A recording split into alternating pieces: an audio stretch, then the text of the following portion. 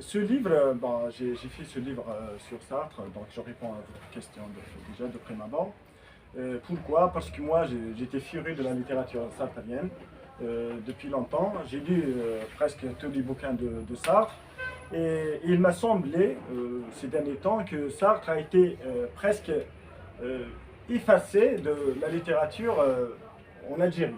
En Algérie, plus particulièrement dans la rive sud de la Méditerranée. Je pense que ce livre c'est le premier livre qui parle de Sartre en relation avec l'Algérie dans la rive sud de la Méditerranée. Ce défi, pourquoi? Parce que Sartre, il y a un millier de livres peut-être qui parlent de Sartre, de sa relation avec l'Algérie, mais qui sont des livres publiés en France.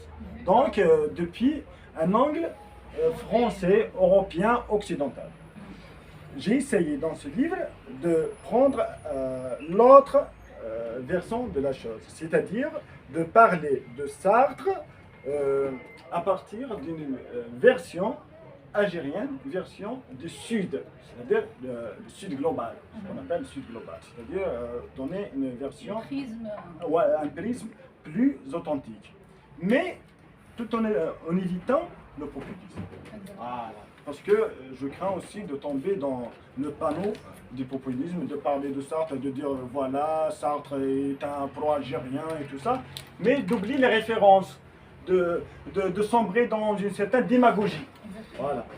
J'ai fait alors ce travail, un travail de recherche, avec des références, des livres. J'ai consulté plus d'une centaine de livres. J'ai lu plus d'une quarantaine ou cinquantaine de livres, lus en globalité, sur Sartre, l'œuvre de sartrienne, et aussi les intellectuels qui étaient en relation avec Sartre, notamment Simone de Beauvoir. Simone de Beauvoir, déjà, et François Mauriac, parce que Mauriac, pour moi, il tenait un bloc-notes dans l'Express. Il est de la droite, lui. Hein. Il est de la droite, mais il était curieusement. Catholique peut-être. Oui, parce qu'il est proche de la mouvance catholique, comme Barat Parce aussi. qu'en fait, les pro entre guillemets algériens, c'était soit des marxistes, soit Voilà, des gens proches. comme Barat aussi. Il était de la mouvance catholique, de droite, mais ils étaient des anticolonialistes. Et cette proximité entre la gauche comme anticolonialisme, anticapitalisme, anti-impérialisme, et la droite comme Mauriac, comme même lorsqu'on parle de celui qui a fait les étapes de la pensée sociologique, Raymond Aron. Raymond Aron qui était à équidistance, c'est-à-dire entre la droite et la gauche. Il n'était pas résolument engagé dans l'anticolonialisme, mais il n'était pas aussi pro-colonialiste. Après, il y avait Camus. Voilà. Camus, c'est un autre aspect de la discussion. Pardon. De ce que vous avez cité, Camus, c'est celui qui est né en Algérie, voilà. qui a vécu là-bas. C'est-à-dire qu'il avait aussi le regard, voilà. le double regard français et entre guillemets. Voilà. Camus, c'est autre chose, parce que je viens de parler. Je pense, pardon.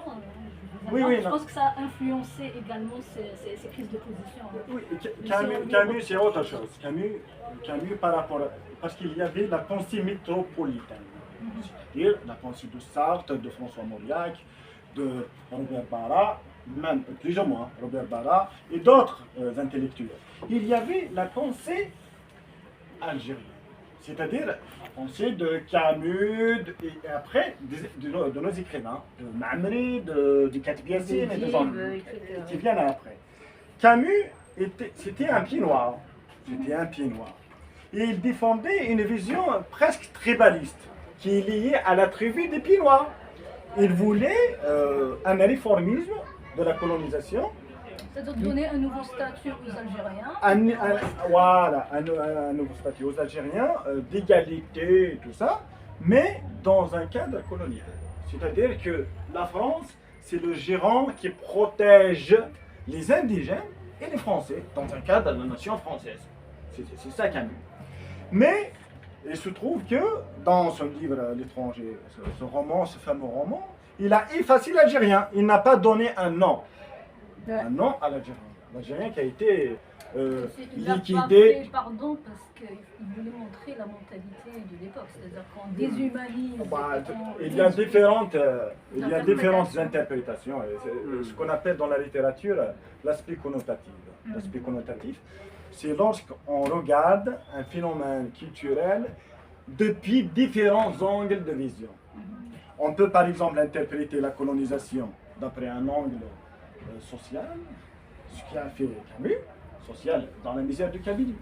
Il était allé en Kabylie, il a fait un reportage, il a rapporté les inégalités subies dans une région précise, c'est la Kabylie, en disant qu'il faut réformer le système colonial parce qu'il y avait la pauvreté, il y avait des gens qui mendient, il y avait des gens qui n'ont pas de quoi mettre Il y avait très faim. dans leur bouche. C'était un problème, donc il faut réformer. Il a donné, et c'était prémonitoire.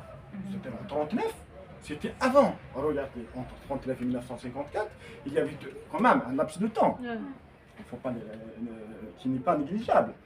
Et si les Français, à l'époque, les autorités coloniales ont pris conscience de cette réalité, peut-être il n'y aurait pas ce sursaut révolutionnaire d'abord de 1945, parce qu'il y avait une sortie des Algériens en 1945 qui était plus ou moins, qui était engagée quand même. Ils ont été utilisés comme chair à canon par les forces du général de Gaulle. Contre les nazis. Et après, en 1945, quand les Algériens sont sortis, il y avait une répression féroce contre ces Algériens qui aspirent à leur liberté. Et c'était la première cassure entre les Français et les Algériens. Après, la deuxième cassure, c'était en 1954, le cri de la Toussaint. C'est-à-dire les Algériens, ils ont dit, voilà, maintenant, on va prendre les armes parce que la solution pacifique n'a pas eu de conséquences positives. On va prendre des armes, on va changer le cours de l'histoire, et c'était une autre dimension de la révolte anticoloniale, parce qu'il y avait la révolte pacifique, c'est ce qui s'est passé en 1945, et puis la révolte armée. Voilà. Et politique aussi. C'est médiatiquement. Médiatiquement, c'est là que l'aspect de Sartre est intéressant. Voilà. Moi, j'ai analysé dans ce livre exactement l'aspect médiatique. Comment Sartre a contribué à l'internationalisation du conflit algérien. Mais pardon, à l'époque, il rédigeait des articles dans le journal Le Temps, c'est ça Les temps modernes, mais pas que dans les temps modernes. Il y avait dans l'Express, dans beaucoup de... Ça a beaucoup changé l'Express. Hein. Voilà, dans les temps modernes, Sartre, c'est une revue. Les temps modernes, les anciens s'en souviennent, parce que les temps modernes, il donnait la version sartrienne de l'histoire. Sartre, à partir de 1950, lorsqu'il a visité le Mzab, c'était un voyage touristique. C'est pour ça, dans ce livre, j'ai dit que Sartre n'avait jamais mis le pied. Mais c'est un dessein. Pourquoi? Pour soulever un autre débat. Mais pardon, avant, il avait quand même soutenu que ce soit en Tunisie, mais aussi au Maroc, par exemple, l'Istiqlal. Hein. Oui. Donc il a toujours eu ce côté mais pourquoi pourquoi la Tunisie et le Maroc? Pas d'être anticolonial. Non, la Tunisie et le Maroc, c'est un autre statut. L'Algérie, c'est une colonisation de peuple nord. En Algérie, il y avait les pieds noirs. Les pieds noirs, c'est une pierre d'achoppement dans le processus colonial. Pourquoi? Parce qu'on ne peut pas, par exemple, réprimer tous les Algériens alors qu'il y a les pieds noirs. Les pieds noirs, c'était des terriens. C'est des gens féodaux. Ils ont des terres, ils ont des propriétés. Et les Algériens, ils font travailler les Algériens.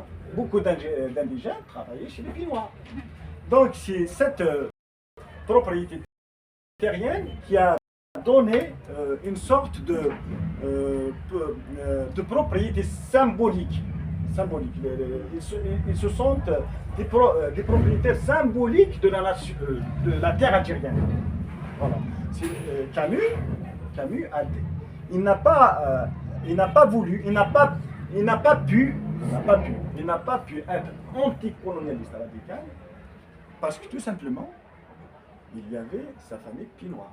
Ben oui. Sa famille Pinois, parce que si les Français, ils ont divisé les Algériens. Pourquoi?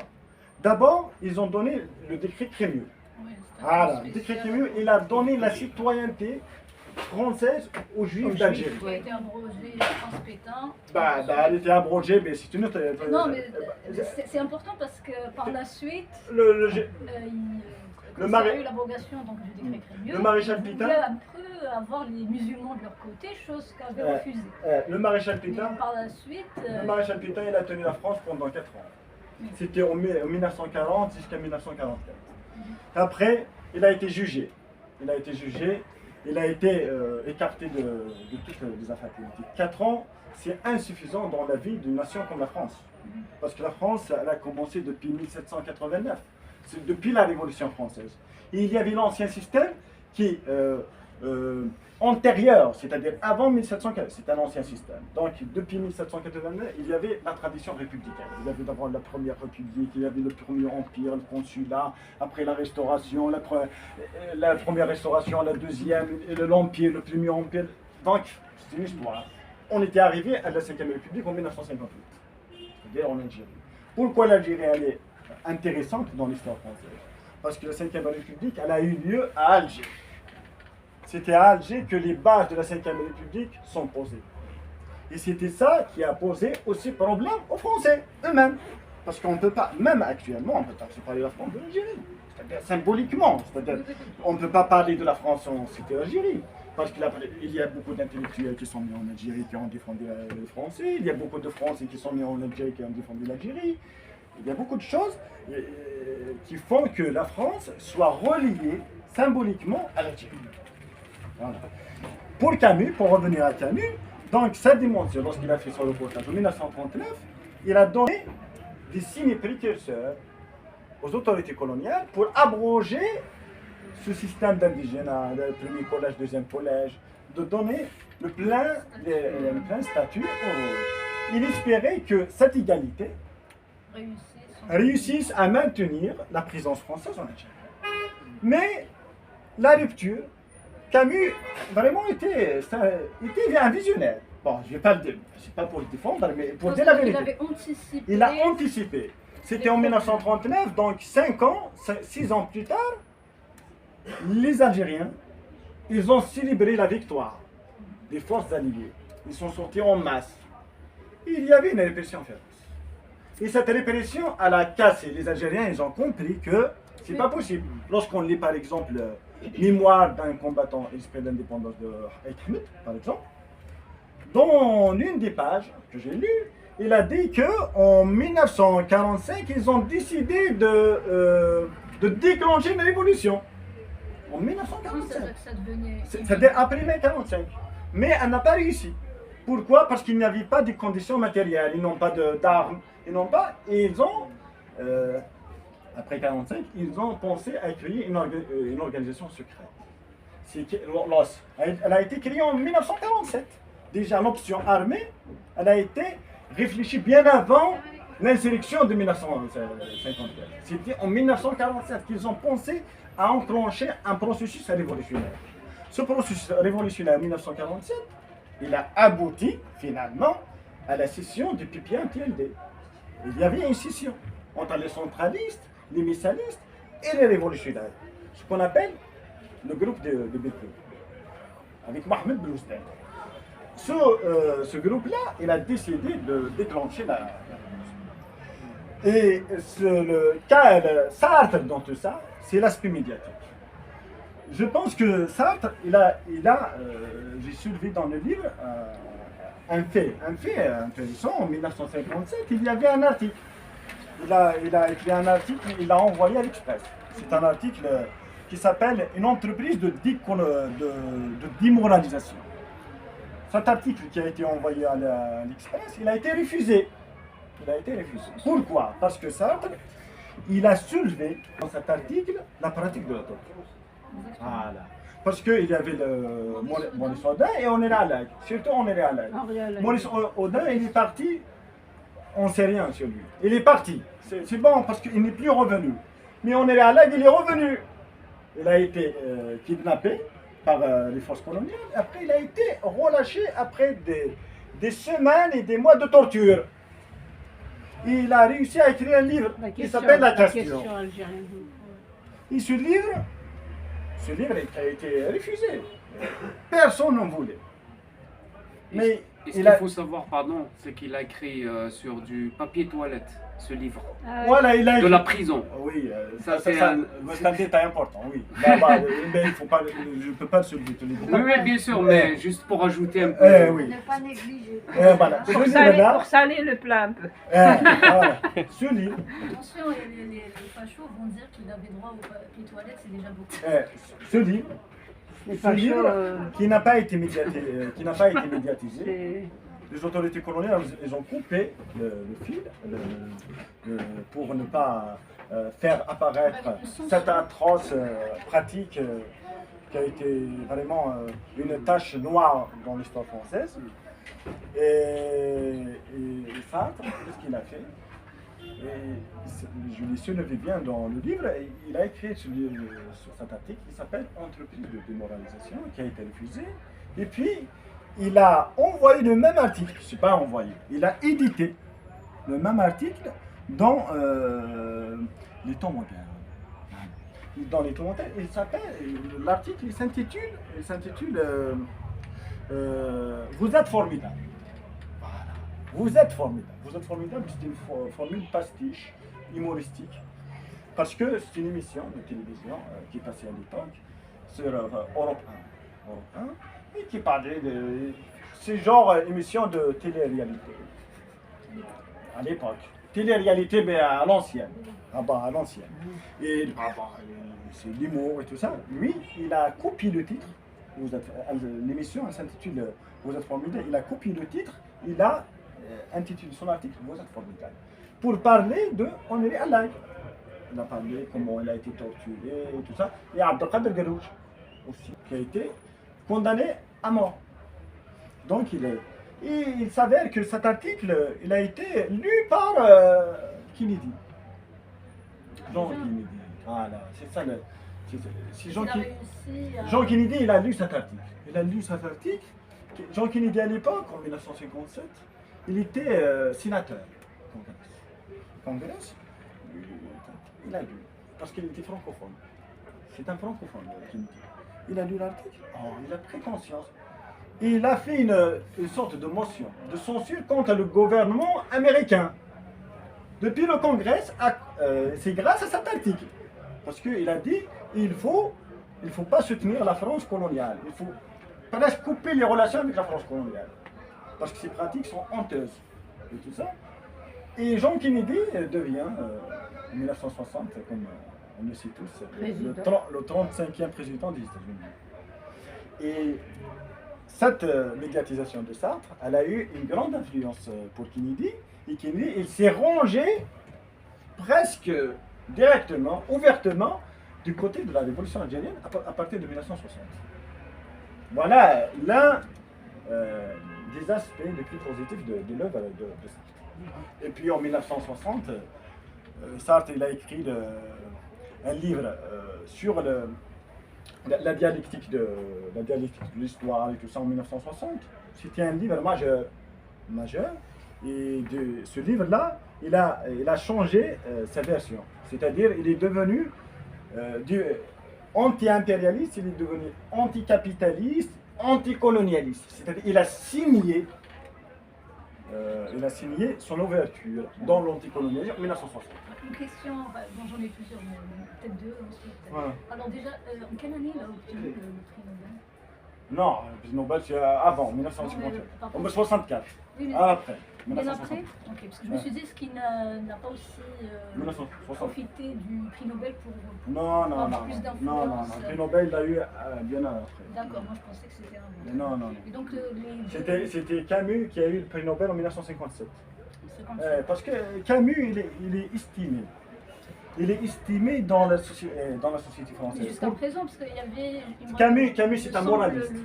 Michel Onfray, mais je ne suis pas sûre. Ah, Michel Il avait- Onfray, autre chose. Donc il avait comparé Camus et Michel- Sartre, donc ça... Michel rejoint ce que Onfray, vous le dites. commercial. Oui, oui, je sais, c'est-à-dire que ça confirme ce que vous dites, Eh. c'est-à-dire qu'il est plus apprécié. C'est-à-dire, Camus. Michel Onfray, qu'est-ce qu'il fait?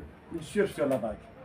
Il surfe sur la vague, c'est-à-dire les Français, ils aiment Albert Camus. Pourquoi? Parce qu'Albert Camus, c'est un moraliste. Certes, il est avec la révolte. Il soutient la révolte. Mais la révolte d'un autre type. C'est pas la révolte ouverte contre la colonisation. Ils voient un réformisme. Ils voulaient ce que les autorités coloniales voulaient à l'époque. Mais pardon, hein, je m'excuse, hein, Bah. parce que là, je suis obligé de répondre par rapport à... d'abord, Camus,